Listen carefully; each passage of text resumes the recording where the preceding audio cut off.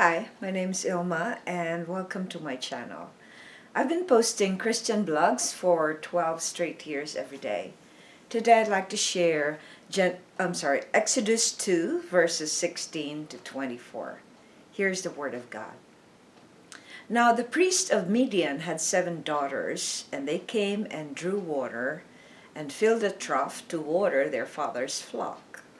The shepherds came and drove them away, but Moses stood up and saved them, and watered their flock.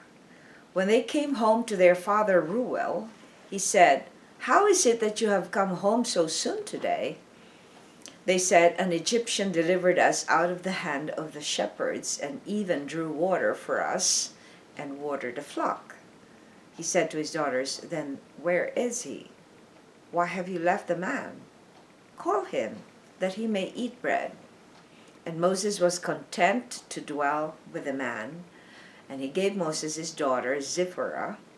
She gave birth to a son, and he called his name Gershom, for he said, "I have been a sojourner in a foreign land." During those many days the king of Egypt died, and the people of Israel groaned because of their slavery and cried out for help. Their cry for rescue from slavery came up to God, and God heard their groaning, and God remembered his covenant with Abraham, Isaac, and Jacob. God saw the people of Israel, God knew. Exodus 2:16 to 24. Here's the poem I wrote inspired by those verses. Moses settles down in Midian.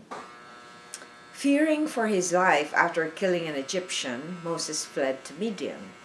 It was in the well that he met the daughters of Reuel, the priest. Moses saved them from the shepherds and drew water for them.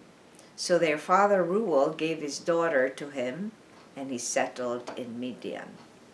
And here's my essay. David Guzik comments on that if Moses went into the area of Canaan and Syria, he would have found no refuge. There was a treaty between Ramesses II and the Hittite king to the effect that fugitives along the northern route to Syria would be arrested and extradited. So Moses went southeast instead to Midian. In that day, Midian described the area on both the west and east side of the Red Sea, land that today is both Saudi Arabia on the east of the Red Sea and Egypt on the Sinai Peninsula on the west of the Red Sea. Moses was at the right place and at the right time. God made him settle there, have a wife and a son, and be ready for the bigger calling he had at hand. God will use him to deliver the Israelites from the cruelty of the Egyptians into his promised land. Reflection.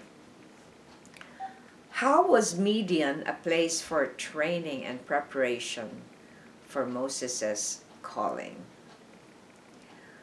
When you have gone into so much sin and turned your back towards God, and God is calling you back. And that is the most difficult transition when you feel all the shame and the guilt, and then you try to examine your life, what has happened. And this is where Moses was in the transition of the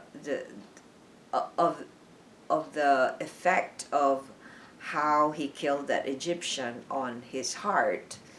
And yet God used that so that he will get out of Egypt into a land where he will groom him to have humility and dependence on God. Because when he was trying to rescue the other Hebrew from the abusive Egyptian, he was doing it in his own strength. And that is not how God works.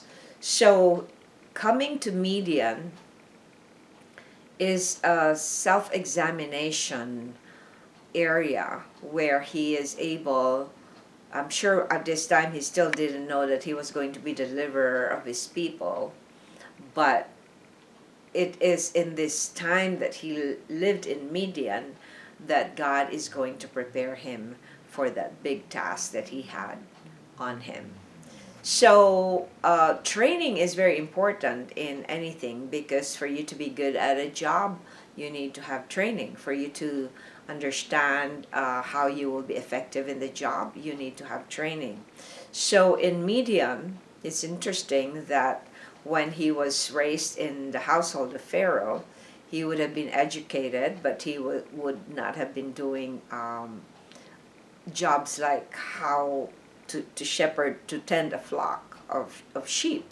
So in here, he was humbled to learn to do simple things, but hard things, as compared to all the all the pleasures he had when he was in the Egyptian household. So the preparation is to humble him so that he will not be able to take control of a situation, just like what he did with killing that Egyptian. But now he is going to depend on God to tell him what to do all the time. Thanks for watching. I hope you check my website at ILMA'S.com for artworks, photographs, and a copy of this blog. Please subscribe to my channel on YouTube so I could make more videos and give you the Word of God. And if you haven't already, check over 3,000 videos I've done. This 12 years I've been doing this daily. Have a wonderful day.